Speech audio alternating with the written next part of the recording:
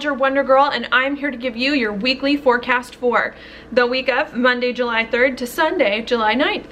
Now what we've got going on this week, Virgo, is a full moon here, conjunct Pluto, in your 5th house of happiness.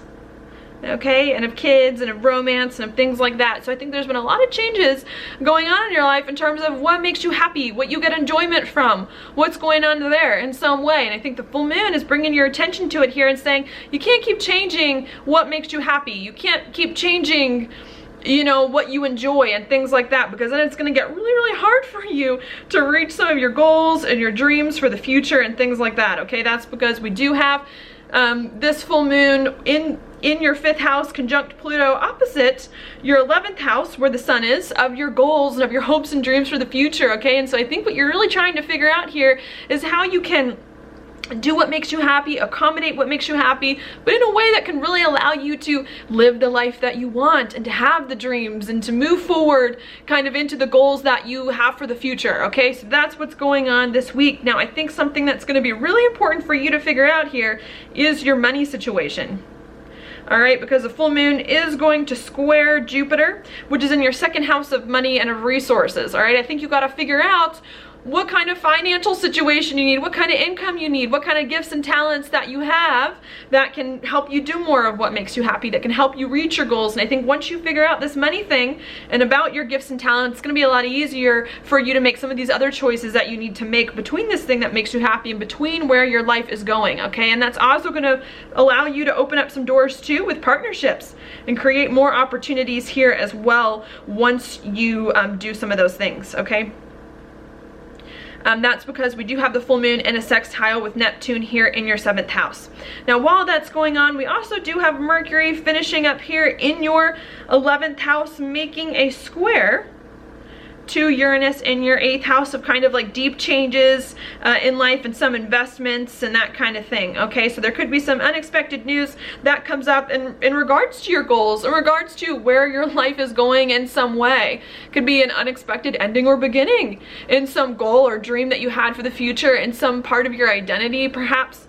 It could be that comes up there. Could be some investment, unexpected news that comes up there as well in regards to just where your life is going and the kind of life that you want. This may also be a little hurtful for you with partnerships, people that you're intimate with in some way, because Mercury here does also make a trine to Chiron there as well, that you may have to figure out and integrate into some of your goals and plans for the future. Okay, but what you need to realize throughout all of this is that really is trying to open doors for you to communicate more about what you value, about what's happening there. That for you will have a lot to do with kind of what's going on inside, because we do have Mercury moving into your 12th house over here, and it's sextiling Venus in your 10th of career.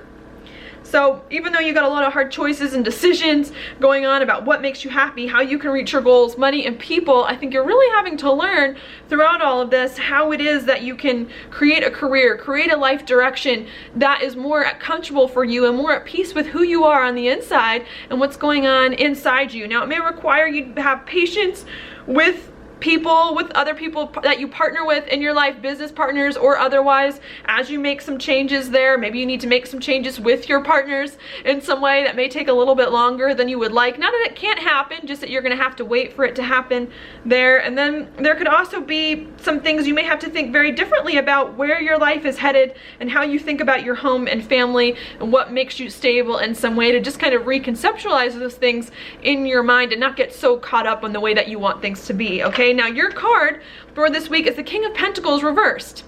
Okay, this to me does indicate perhaps there's going to be some disorder or disarray this week in your life, not feeling quite stable or secure as you want. And I think the message of this card is to try to build the stability and the security in your life and to not reinvent the wheel, to not try to do things that are crazy and out of the blue and things like that, but slow and steady progress is fine. Taking the traditional approach to things is okay. You know, just don't get stuck and don't get lost and don't be afraid that things aren't quite where you want them to be this week. So that's all I have for you. Thank you so much for watching my forecast. If you like it, please like it on Facebook, like it on YouTube, share it with your friends, and I will talk to you later.